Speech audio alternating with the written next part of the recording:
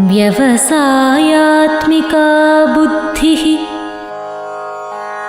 एकेह कुरु नन्दना। व्यवसायात्मिका बुद्धिः एकेह कुरु नन्दना। बहुशाखाह्यनन्ताश्च बुद्धयो अव्यवसायिना।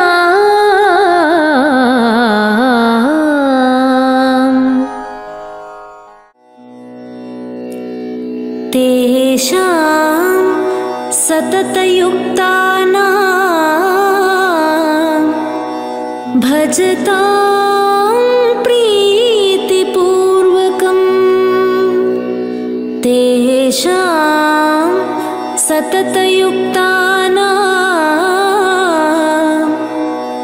भजतां प्रीतिपूर्वकम्। ददामि बुद्धियोगं ददामि बुद्धियोगं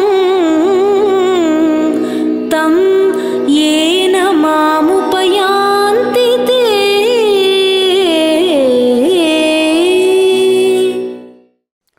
ओम शांति। श्रीमद् भगवद गीता में आस्था रखने वाले सभी भाई और बहनों को सादर प्रणाम। भगवान उवाच तमसो मा ज्योतिर्गमया है। इस कार्यक्रम में आपका फिर से स्वागत है। इस कार्यक्रम की शुरुआत में आप जो दो टैगलाइन श्लोक सुनते हैं वे दिव्य बुद्धि की विशेषता को व्यक्त करते हैं, जो दिव्य बुद्धि भगवान ने 84 लाख प्राणियों में से केवल मनुष्यों को प्रदान की है।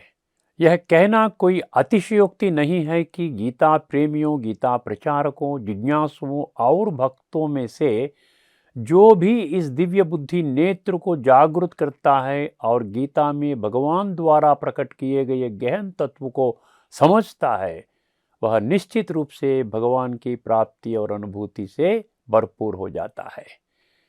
इसके विपरीत जो भक्त अपनी दिव्य बुद्धि नेत्र बंद कर लेते हैं और अंधविश्वास या मूढ़ विश्वास में अपना जीवन व्यतीत करते हैं, वे भगवान के वास्तविक स्वरूप को पहचानने में असमर्थ होते हैं।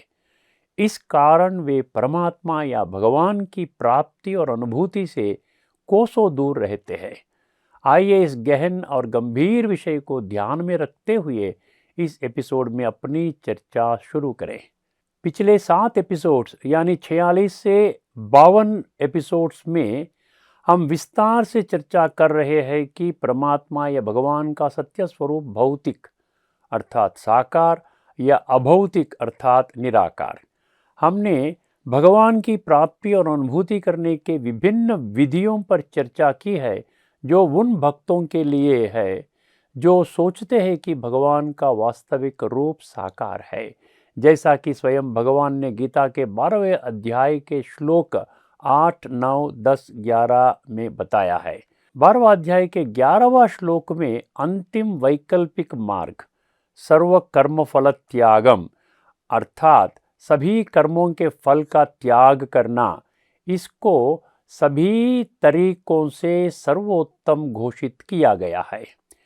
इस विषय के महत्व को ध्यान में रखते हुए हम इस एपिसोड में इन 7 एपिसोड्स में हुई व्यापक चर्चाओं के बुलेट पॉइंट्स अर्थात मुख्य बिंदुओं की समीक्षा करेंगे और यह भी जानेंगे कि सर्व कर्म फल त्यागम कैसे सर्व वैकल्पिक मार्गों में सर्वोत्तम है। इसके साथ इस एपिसोड में हम परमात्मा या भगवान के सत्य स्वरूप साकार या निराकार इस विषय पर की गई अपनी लंबी चर्चा को संपन्न करते हैं। आइए पहले बुलेट पॉइंट्स पर एक नज़र डालें। एपिसोड 46 हमने क्या चर्चा किया है? भगवान ने अर्जुन को 2 साक्षात्कार कराए थे।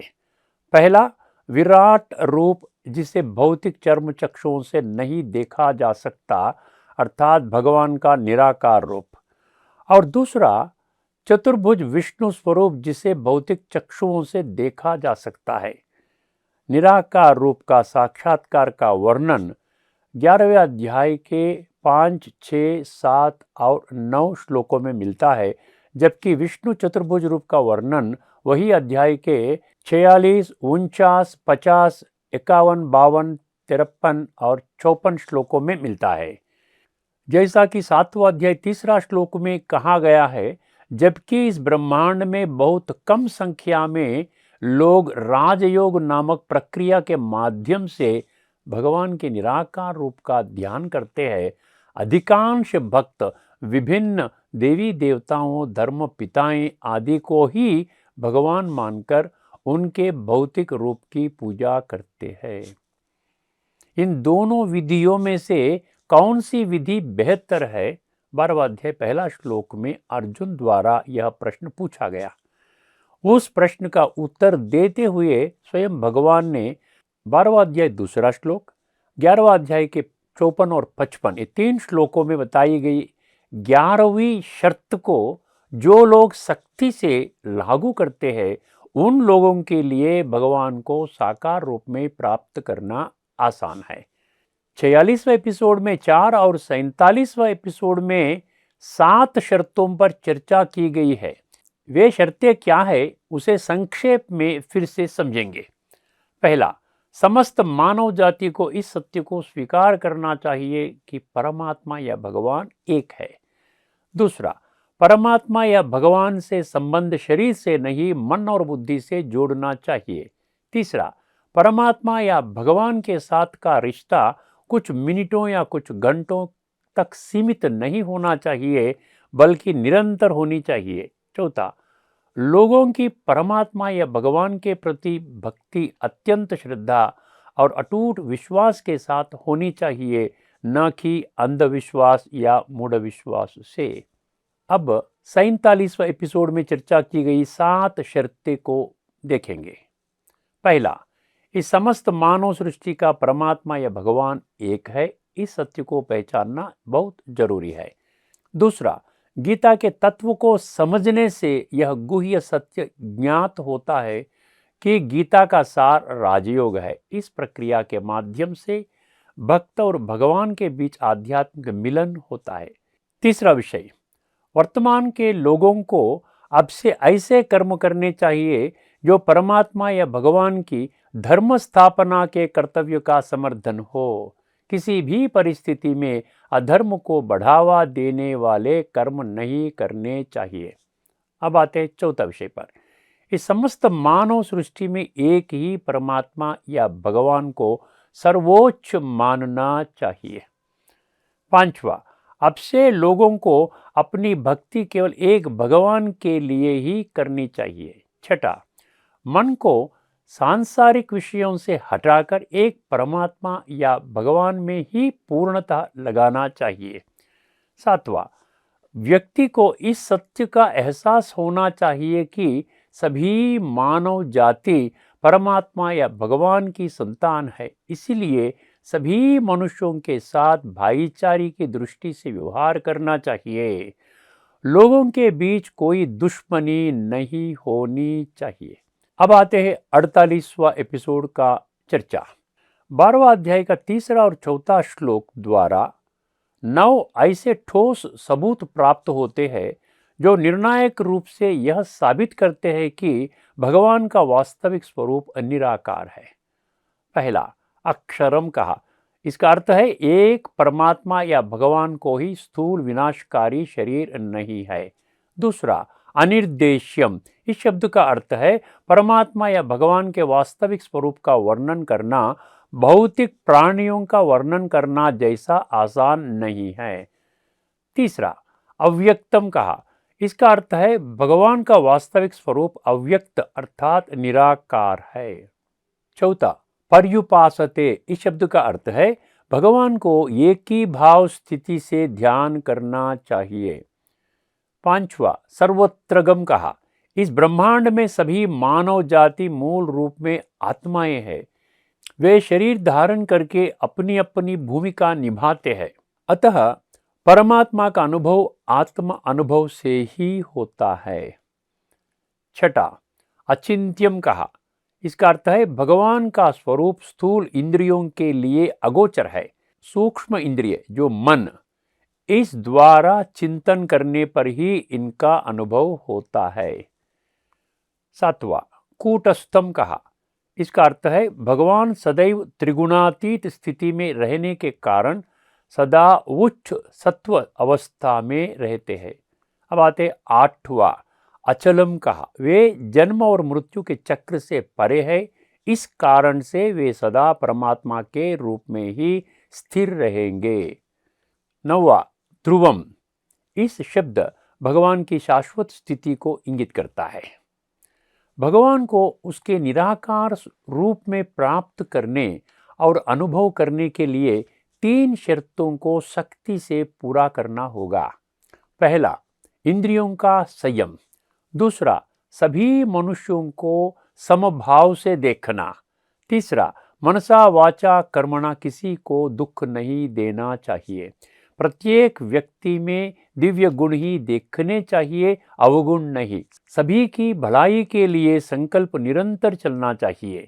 इन 3 शर्तों का अभ्यास करने वाले ही निराकार रूप में परमात्मा या भगवान को प्राप्त और अनुभव कर सकते हैं। अब आते हैं 49वां एपिसोड पर। 12वां अध्याय 5वां श्लोक में भगवान के सच्चे स्वरूप षड्गुणैश्वर्य अलौकिक निर्गुण निराकार अखंड ज्योतिर्बिंदु स्वरूप का अनुभव करना देहाभिमानियों के लिए सबसे कठिन है, ऐसा हमने समझा। आश्चर्य की बात यह है कि भले ही वे लोग भगवान के स्वरूप को साकार सगुण चतुर्भुज विष्णु मानते हैं, जिसको स्थूल आंखों से देखा जा सकता है, लेकिन वे आज तक भी उस रूप के माध्यम से भगवान को प्राप्त और अनुभव करने में सक्षम नहीं है। अब आते हैं 50वां एपिसोड पर।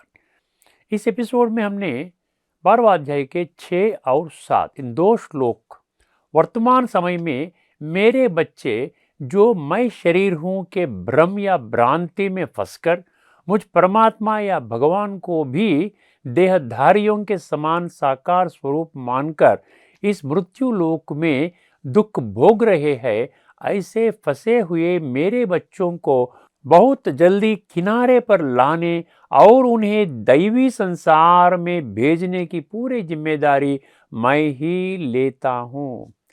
मैं उन्हें एक स्पष्ट गंतव्य या लक्ष्य भी प्रदान करता हूँ, लेकिन उसके लिए परमात्मा या भगवान द्वारा बताई गई 3 शर्तों को सख्ती से लागू करना होगा।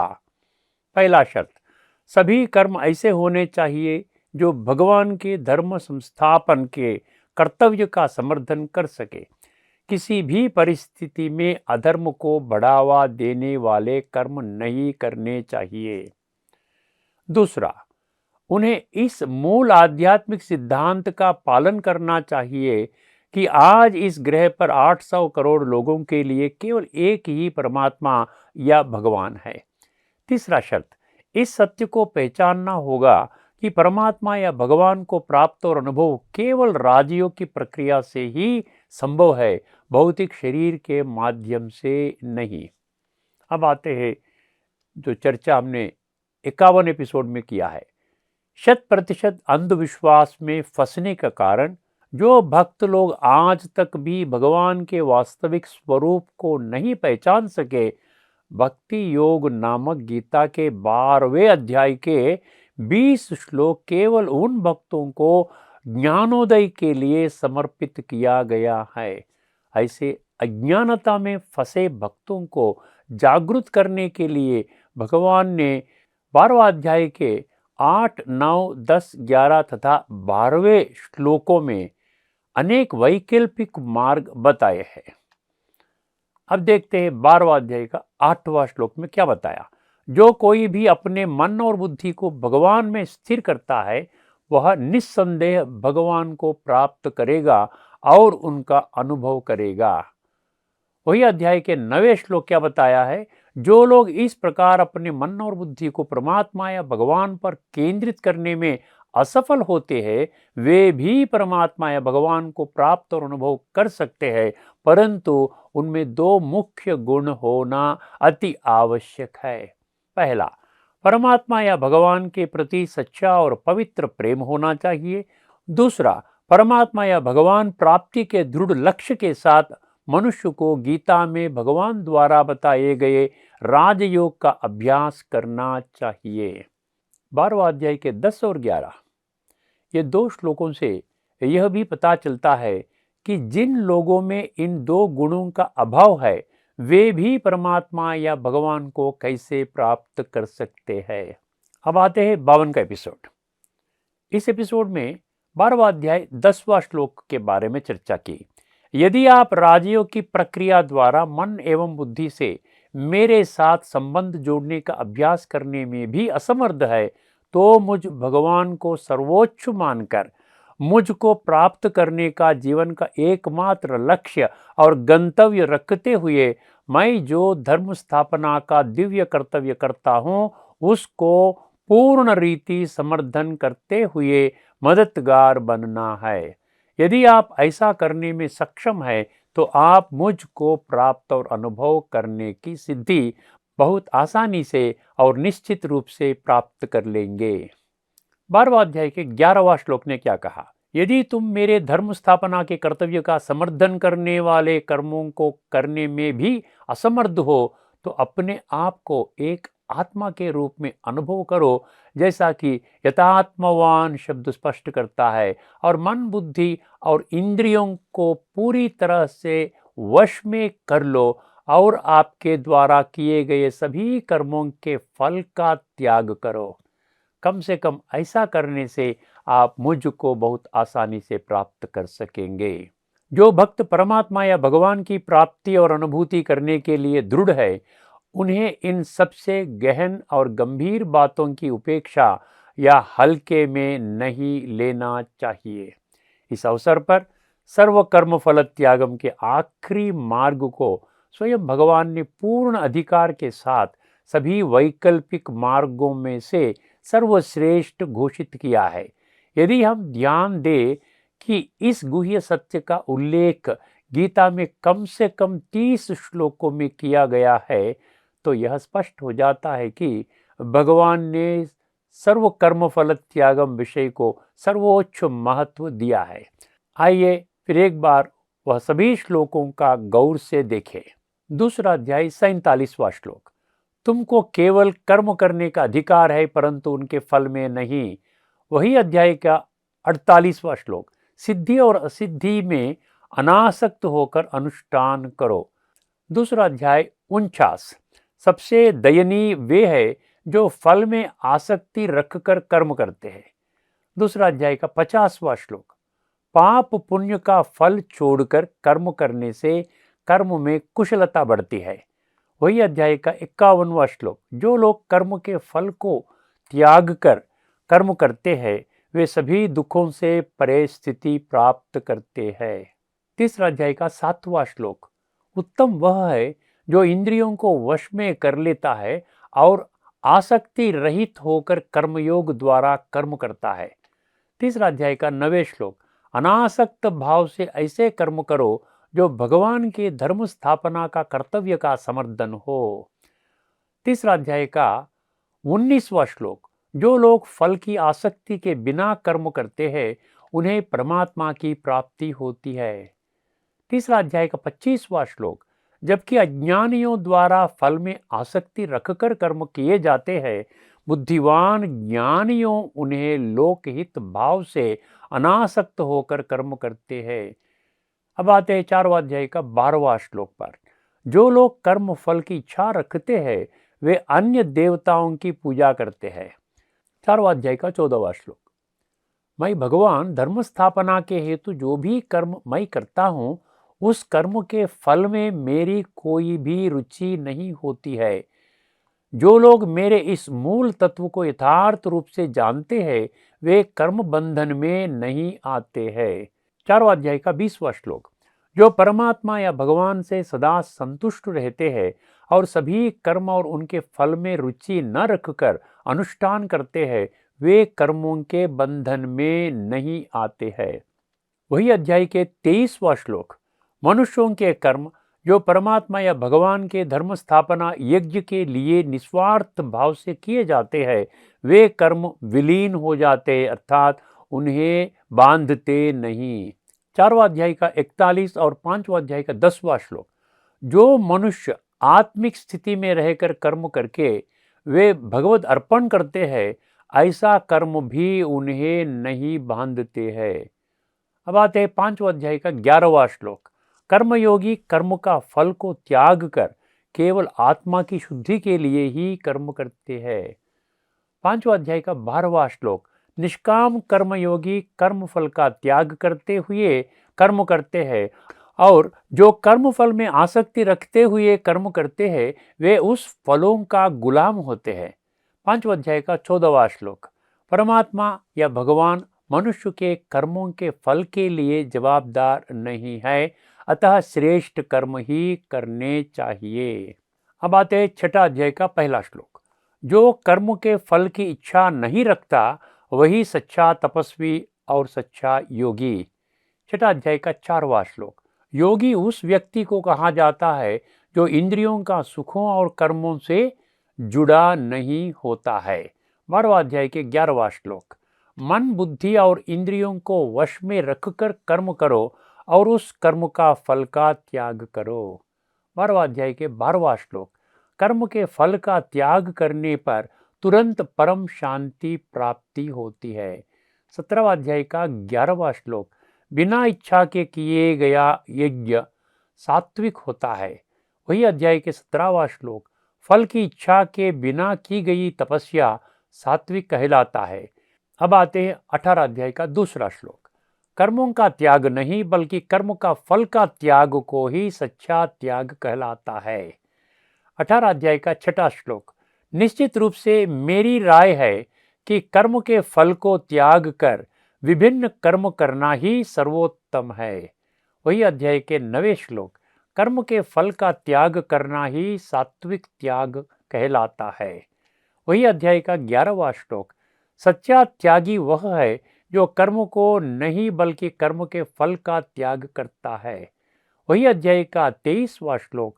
फल की उपेक्षा बिना जो कर्म करते उसे सात्विक कर्म कहते। 18 अध्याय का 27वां श्लोक। जो कर्म के फल की इच्छा रखते हुए कर्म करता है उसे राजसिक कर्ता समझना चाहिए।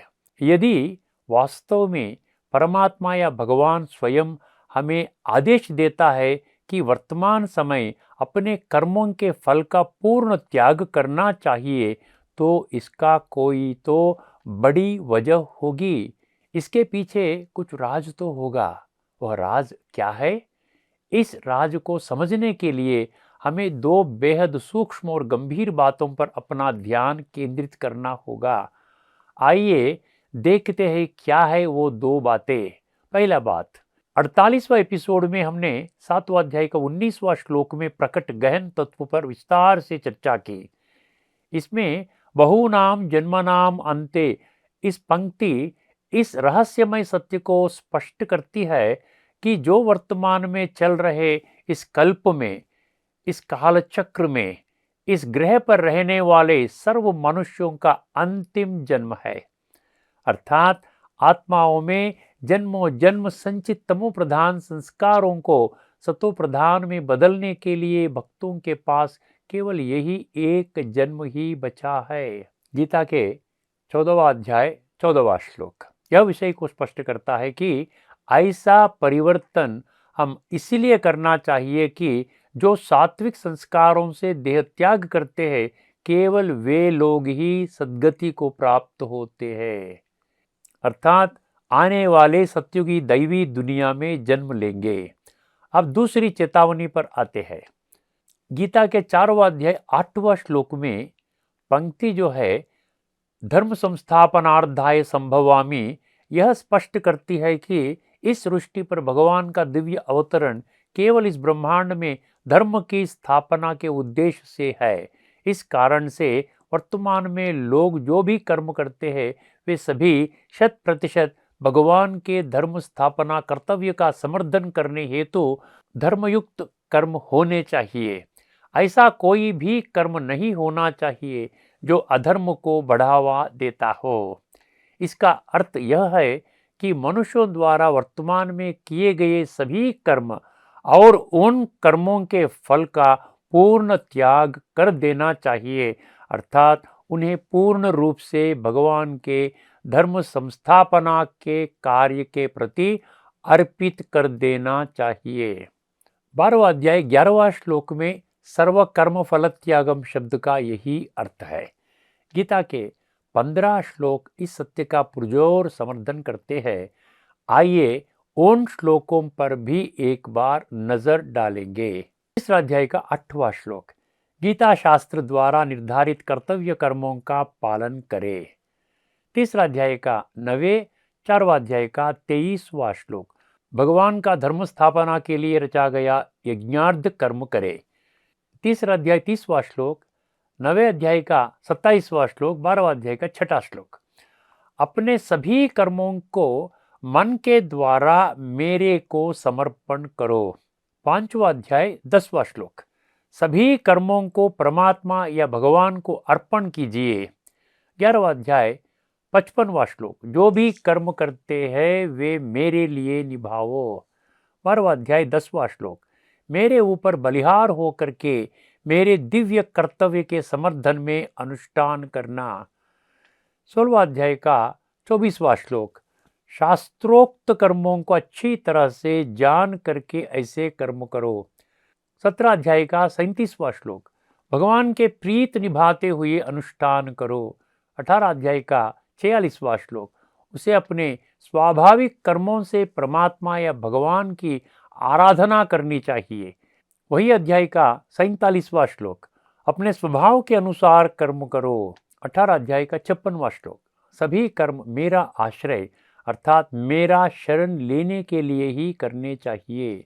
18 अध्याय का 57वां श्लोक, दिल से सभी कर्म मुझे अर्पण करो।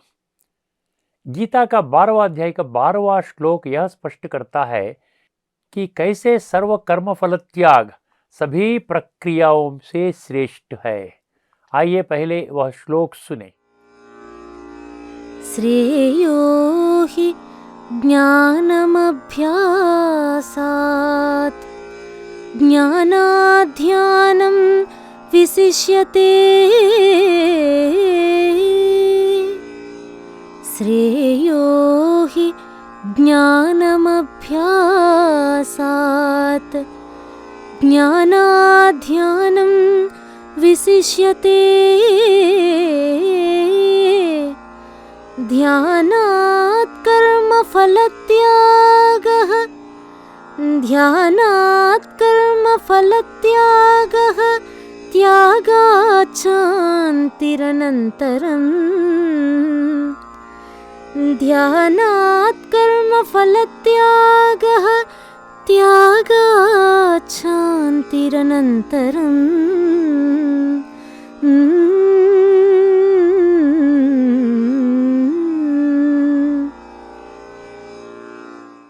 इस श्लोक में 4 प्रकार की प्रक्रियाओं का उल्लेख किया गया है: अभ्यास, ज्ञान, ध्यान और कर्मफल का त्याग।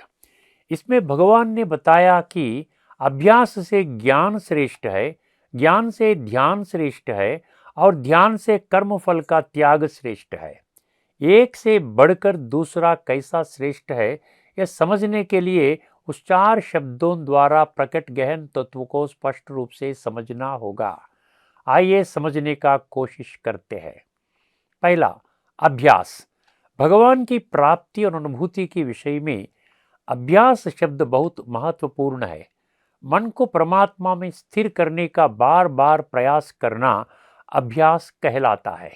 वर्तमान समय में भक्ति मार्ग में उपासक भगवान के लिए जो भी प्रक्रिया करते, जैसा पूजा पाठ, यज्ञ, याग, जप, तप, व्रत, उपवास, जागरण, अर्चना, अभिषेक, तीर्थयात्रा, दान पुण्य, धार्मिक ग्रंथ का पठन और पारायण, धार्मिक प्रवचन सुनना आदि अभ्यास कहलाएंगे।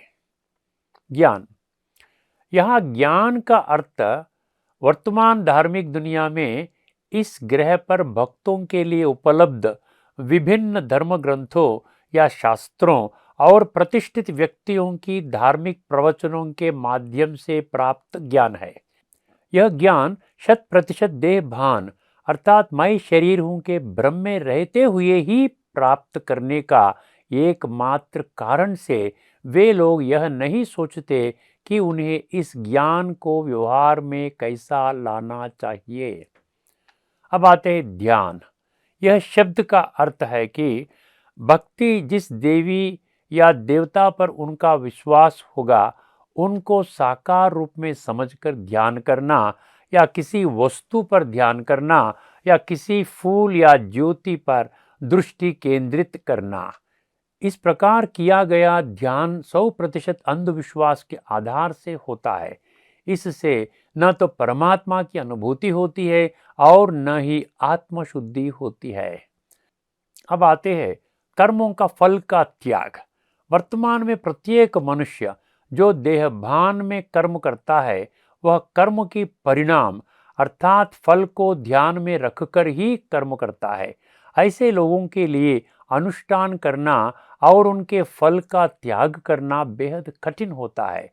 हम पहले ही गीता द्वारा इस प्रक्रिया को दिए गए महान महत्व पर चर्चा कर चुके हैं।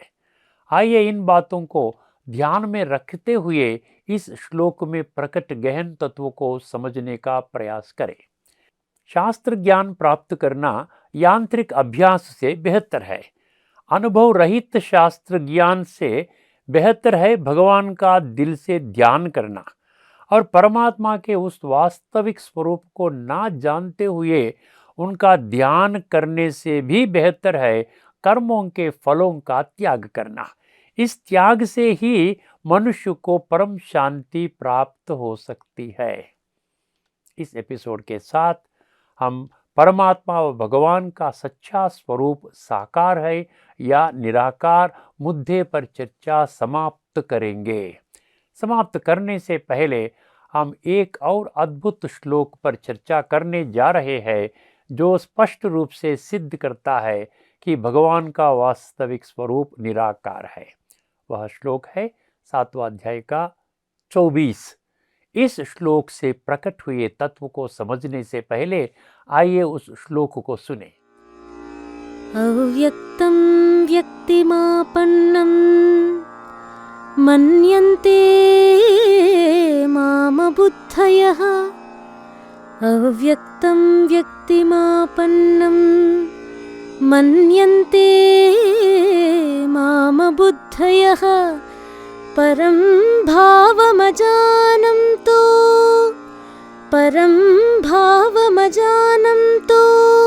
ममाव्ययमनुत्तमम्। परं भावमजानन्तो ममाव्ययमनुत्तमम्।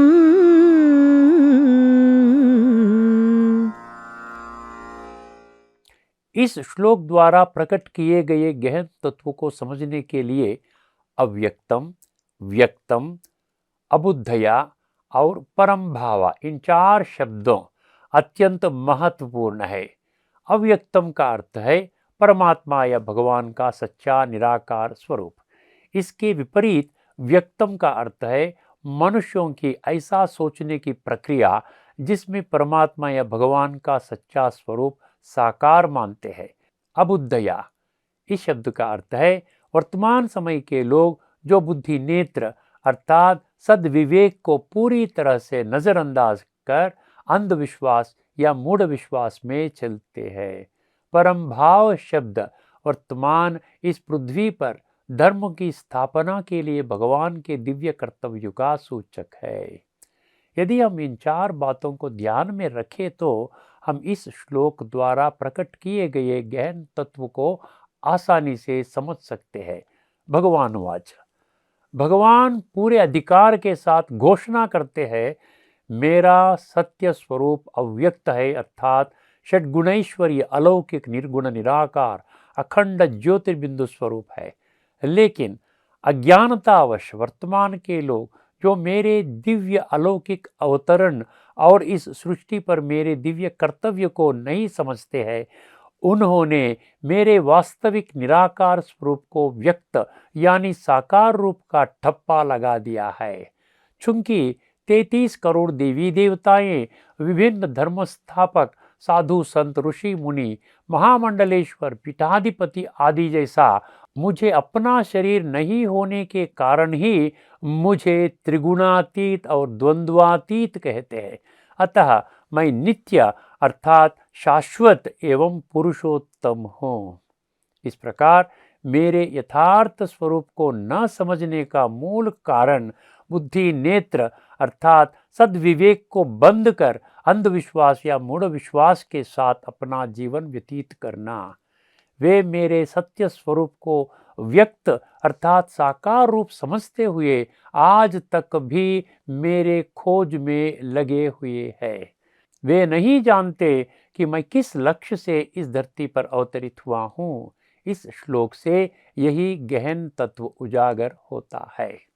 इस एपिसोड सहित पिछले 23 एपिसोड्स में 32 श्लोकों में परमात्मा या भगवान की प्राप्ति और अनुभव की विधि का गहन चर्चा की गई है। गीता प्रेमी और गीता प्रचारक, जिज्ञासु और भक्त जो भगवान को पाने और उसका अनुभव करने के लिए कृत संकल्प है, वे किसी भी परिस्थिति में इन श्लोकों द्वारा प्रकट रहस्यमय सत्यों की उपेक्षा या हल्के में नहीं लेना चाहिए। गीता प्रेमियों, जिज्ञासुओं और भक्तों को अपना ध्यान एक अत्यंत गुह्य और महत्वपूर्ण विषय पर केंद्रित करना चाहिए।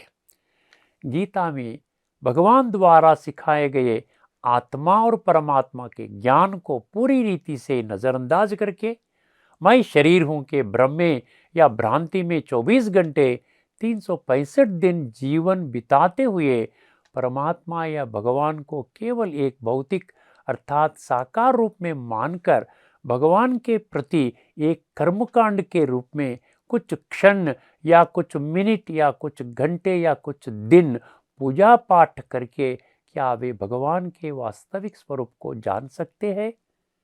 अपने बुद्धि नेत्र को जागृत कर समझने का प्रयास कीजिए।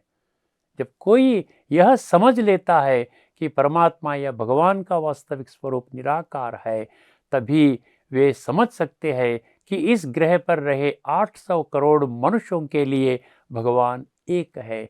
जिस गहरे राज को गीता पूर्ण सबूतों के साथ सिद्ध करता है।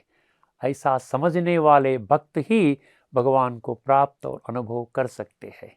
इसके लिए भक्तों को केवल बुद्धि नेत्र को जगाने के अलावा और कुछ नहीं करना है। यह निर्विवाद एवं अकाट्य सत्य है, चाहे कोई माने या ना माने। आइए इस एपिसोड में चर्चा यही समाप्त करें।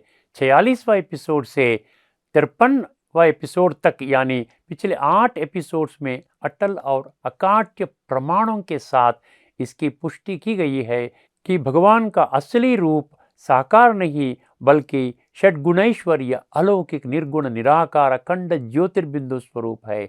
यदि बुद्धि नेत्र को जागृत कर लिया जाए तो इस गुह्य सत्य को बहुत आसानी से समझ सकते हैं। आज हम परमात्मा या भगवान के सत्य स्वरूप साकार या निराकार इस विषय पर चर्चा को संपन्न करते हैं। आगामी एपिसोड में हम 2 अद्भुत श्लोकों के तत्व पर चर्चा करने जा रहे हैं जो इस छिपे हुए सत्य को उजागर करते हैं कि वर्तमान भक्तों को भगवान के सबसे प्रिय बनने के लिए कौन से गुण धारण करने चाहिए। तब तक के लिए सभी को नमस्कार। लोका समस्ता सुखिनो भवन्तु। ओम शांति।